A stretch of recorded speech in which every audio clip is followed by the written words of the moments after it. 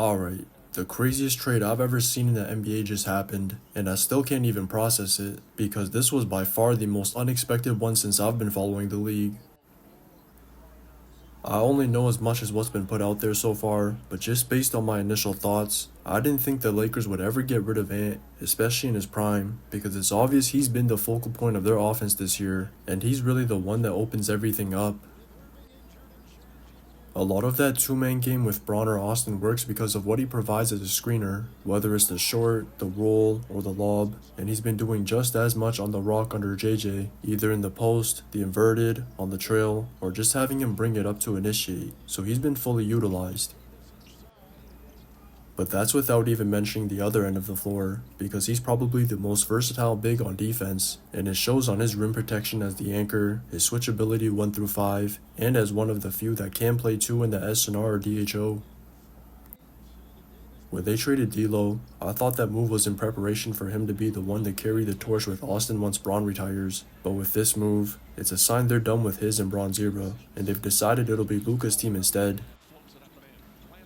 He is a generational talent, so I understand why they couldn't pass up on the offer, but I'm even more surprised to see the Mavs willing to trade him, because they've built a damn near perfect team around his skill set, and then after a finals run, they decided to scrap it quick.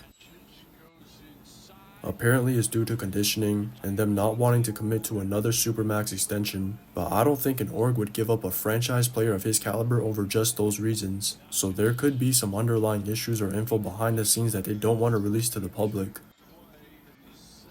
But if there's not, then this could be one of the biggest losses of all time, and it all depends on the trade-off in the present versus the future, because it's still about the fit at the end of the day.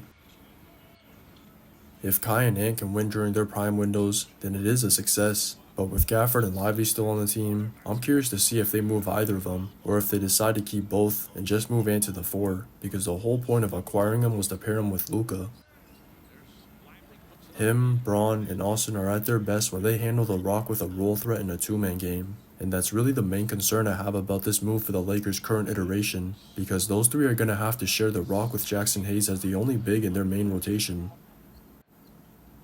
They're probably going to go small a lot more now, but they even got rid of Max Christie when he's been coming into his own, especially as a lockdown, so to make up for his and Ant's defense, it's going to require even more consistent effort from top to bottom on that end.